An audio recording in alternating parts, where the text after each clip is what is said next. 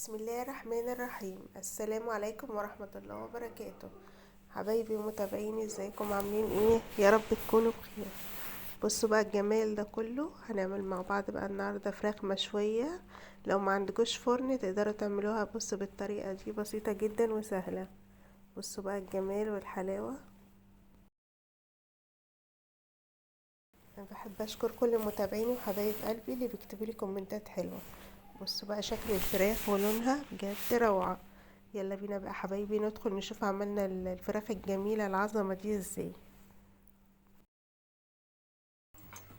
ننزل كده بمعلقة سمنة وننزل بالبصل،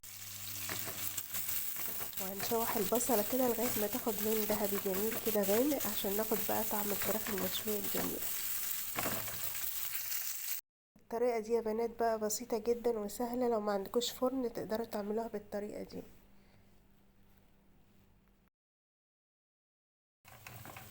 كده البصلة بتاعتنا ابتدت تاخد لون. لما البصلة تبقى لونها جولد هننزل بالفراخ مفتحينها، هننزل كده بقى ببهارات مشكلة. هننزل كده بالملح، اي بهارات بقى انتوا تحبوها. وانا هنا نزلت بالبهارات 7 بهارات، كركم، جوز الطيب. هنزل كده بالملح والخل يا حبايبي، بس كده. هنقلب بقى الفراخ بتاعتنا عشان تشرب بقى من التتبيله الجميله دي. بصوا الطريقه دي جميله جدا بقى، ولا تحتاج فرن ولا اي حاجه. النتيجه بتاعتها تحفه، والطعم بقى خيال مقولكوش.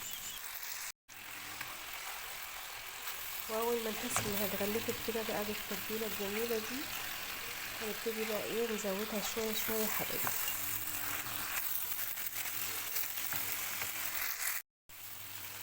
بتاعتنا اتشوحت كويس، هنزودها بقى شويه بشويه يا حبايبي كده عشان الفراخ بتاعتنا تستوي كويس.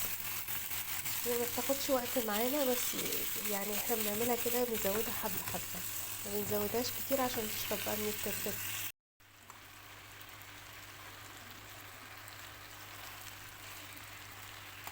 كده الفراخ بتاعتنا ابتدت تدخل في التسويه. بصوا بقى جمالها، الله. البصل ابتدى بقى يتكرمل ويبقى ايه، يبقى لونه بقى ايه، ياخد من لون الفراخ، يدينا بقى طعم الشوي الجميل.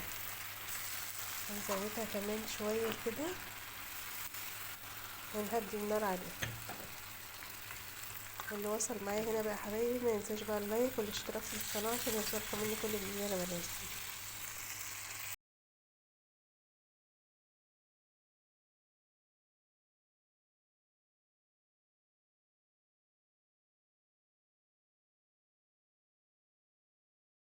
كده الفراخ، بصوا بقى البصل اتكرمل ازاي، الله بقى على الجمال وعلى الريحه، ما اقولكوش على جمالها.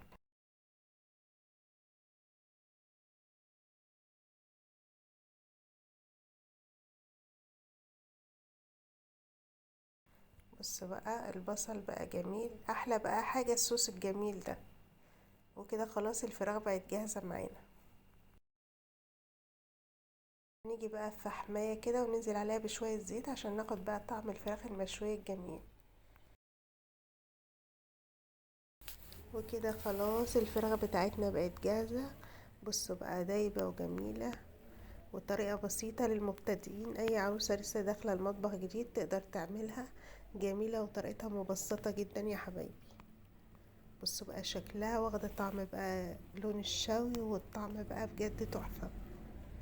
جربوا طريقتي هتعجبكم جدا يا بنات.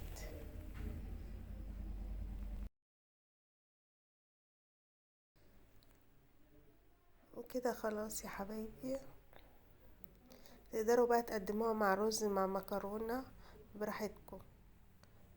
جميله واكله سريعه، لو مستعجله هتعمليها مش هتاخد معاكي اي وقت. ولو عجبكم الفيديو بقى ما تنسوش لايك وشير وسبسكرايب، فضلا وليس امرا.